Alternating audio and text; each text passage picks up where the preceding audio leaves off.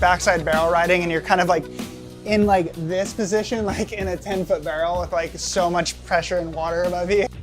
The hips, just a huge part of surfing. Those big frontside carves, you have your back leg going inward like this, and it's a vulnerable part for the knee, it's a vulnerable part for the whole system. Your knee's not supposed to bend that way.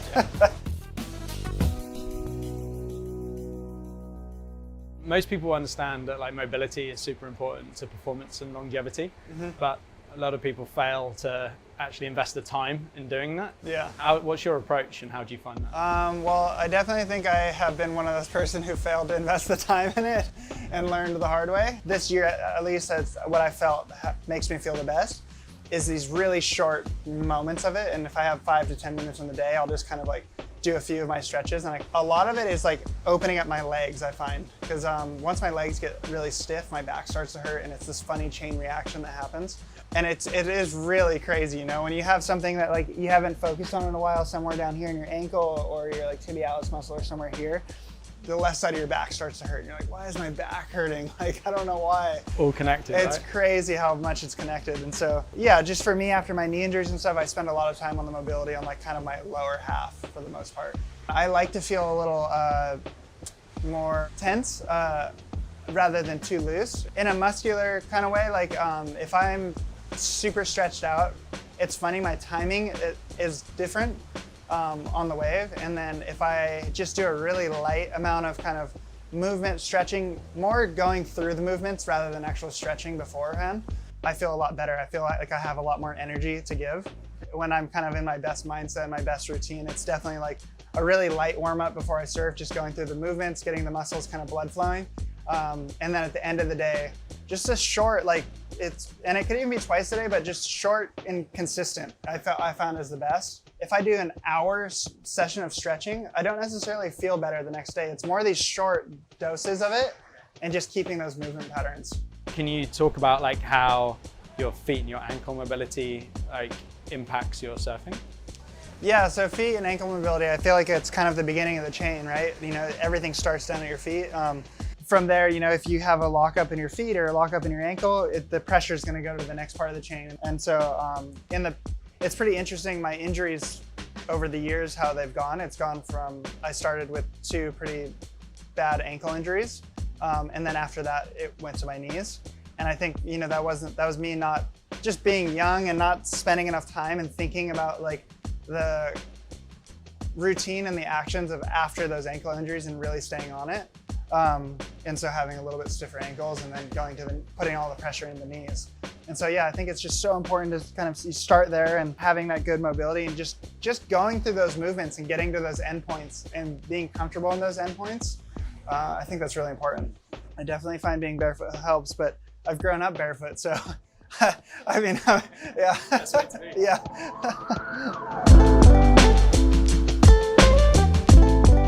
When I'm going through those big frontside carves, you have your back leg going inward like this, and it's a vulnerable part for the knee, it's a vulnerable part for the whole system because it's a hard part to be strong in that direction. Your knee's not supposed to bend that way. You're on a wave, it's unpredictable. There's a lot of pressure coming back at you. You come around and you're hitting like the power point of the wave. And so it can be kind of a vulnerable part. So you definitely want to have that strength kind of going through here and that mobility through that whole kind of chain. It's funny, I don't really train or think about so much about what I'm doing on the wave. That's so much, like you said, that's so much feeling in it. I more just train kind of, like I said, getting into those positions and those endpoints of like, you know, whether you're all the way down and you're getting to the end point of your ankles. Like this is one I do a lot, is just kind of moving through my ankles before I surf, and my knees, like the end points of my knees. And I just feel like that kind of gets you there. It makes you confident in that position.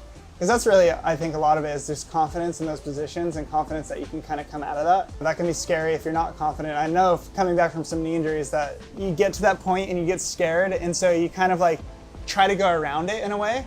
And that's the kind of the most dangerous thing, because then that goes to the next part of the chain, and that's when you can get injured, you injure something else. Before I surf, my 2 main things is to kind of just run through the movements a lot of those endpoints, like I was saying, and get blood flowing into a lot of the muscles.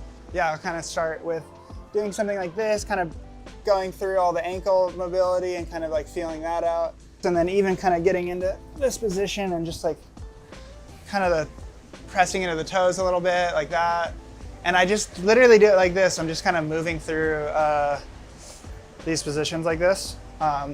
And the knees, you know, like for me, it's the knees. I've had a couple knee surgeries now, so it's just getting those points on the knees, getting them moving all the way like that. I'll kind of move out of that, and I'll like shake it out, and I'll do some like jump squats or something or whatever kind of like makes me. I don't want to. Yeah, just whatever kind of gets that blood flowing. Oh yeah. Also, I'll do some. I kind of just go like this and I'll kind of like move through like the hips a little bit and kind of in and out and like kind of around and like, and again, I'm not like really like stretching. It's a little bit of stretching, but it's more just like getting into those positions and kind of feeling it. And then kind of getting your hamstrings moving, getting everything kind of just like, and just never really sitting in it for too long. And then another main part of my kind of warm up pre-surf is I use the gun a lot. And I just, again, it's just like getting blood flow to the muscles, getting things kind of woken up. And I go to a high setting on the gun and I'll go across the muscles. I've been told that it helps kind of wake the muscles up, wake up the nervous system, get things moving. And I kind of do it in a pattern. I'll do like across the top of the quad, bottom of the quad, middle of the quad, and then I'll do, it kind of starts like that, like the top, bottom, middle, and I'll do that through all the muscles. Yeah, so that's kind of like my pre-surf is like just like this quick kind of move through everything, get blood flowing, and yeah, because otherwise I don't do it if it's not quick. And then post-surf, I'll kind of go into a lot of those movements again, but longer and like kind of some more stretching deeper into them and feeling them, especially like I've been finding, because I get a sore back if I don't have my legs really stretched well. So I've been finding my hamstrings and quads are super important, as well as this kind of this one right here, and just holding in this position for a little bit, sitting like this, and then getting this like hamstring stretch like this and just kind of running through this. And I do this for like, you know, a couple minutes on each leg, essentially getting up against a wall and getting your leg up against it, and then just kind of like pressing back like this and using the wall to like give you that force back and get this whole line opened up. And I found that this one for me, just the knee, the back, everything like that, it really helps that whole kind of system. Yeah, for me it's like, that's the chain for me that opens my whole body up. I have these little things that like start to happen if I know if I'm too stiff or the way I'm feeling. And those are kind of my go-tos. And usually it's like doing it like 15 minutes twice a day or 10 minutes twice a day or just a couple days in a row. It's just like, I feel so much better. I feel lighter, I feel happier. Getting movement through the body and constantly just being stagnant, I don't think is healthy, mentally or physically.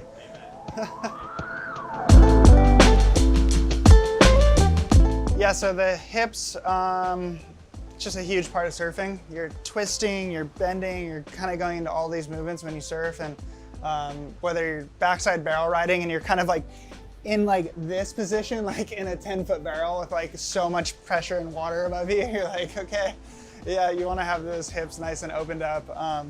And it's just such a central part of that chain. They're pretty simple. Like I just kind of stay with pretty simple stuff.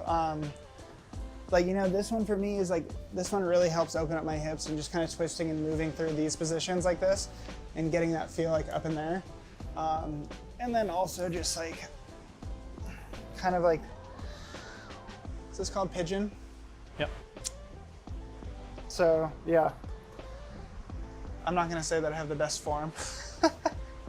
But again, I just go through like where I'm trying to get the movement. Usually I'll use a ball too, and I'll use like a ball in my hip and glute area. And I find that that really helps open kind of everything up. I was talking about that backside position. See how your like leg leans out and you kind of lean into it? Yeah,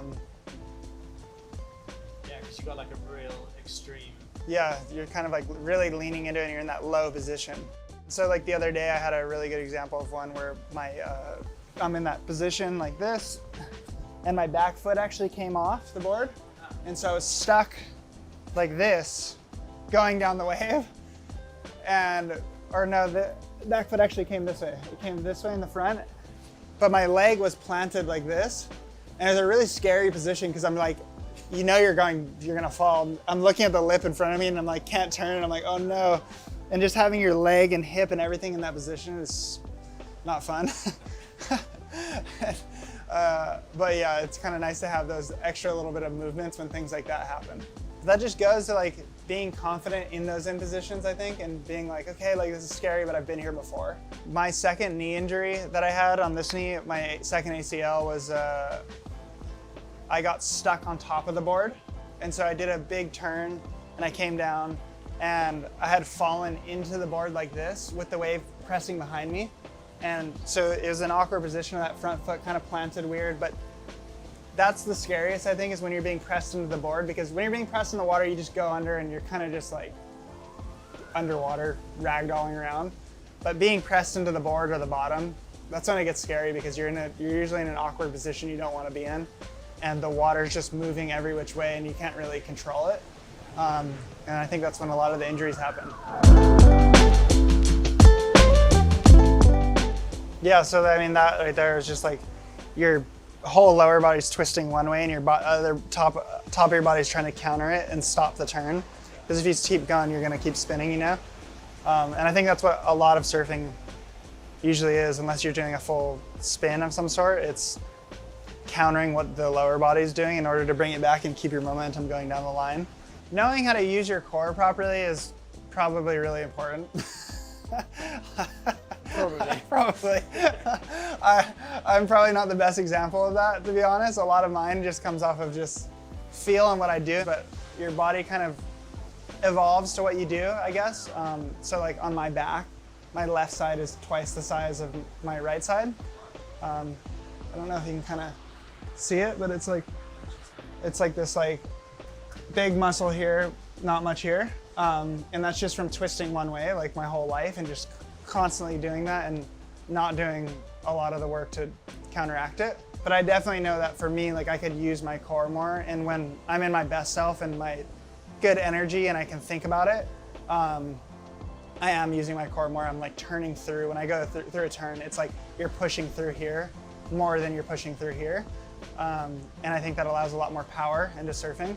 You just get a lot more power out of here. Do you incorporate any lower back mobility into your warm-ups or your cool-downs or general mobility routines? It just depends how I feel. Sometimes I'll mix in some back stuff, like some light twisting and kind of just like movement of my spine kind of through that little 15-minute kind of post stretch that I do. And I'll use a roller and I'll kind of get that, after I've stretched my lower half, my legs and stuff, I'll get that under my back and I'll kind of roll it up and down and get some good pops and stuff sometimes, and it helps it just kind of release a bit. As well as just kind of like the general like kind of back stuff and just kind of sitting there and breathing through it and getting your back like nice and flat kind of into the ground and kind of just going through some twisting and stuff.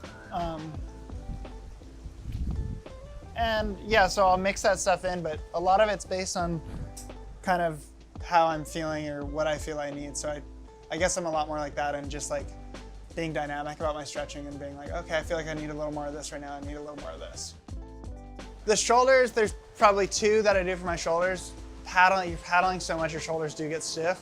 One that I've been doing a little bit more recently is a pretty simple one. It's just kind of like this, and then coming around it like that. And that gets like here really nicely. And just kind of sitting in that position, kind of going the other way with it. That's one I'll do, as well as just grabbing something like this and just kind of like getting that nice like pull stretch through there. I would say those are my shoulder ones though. But a lot of what I do too, it's like, is I get a lot of body work done, especially around competition and stuff.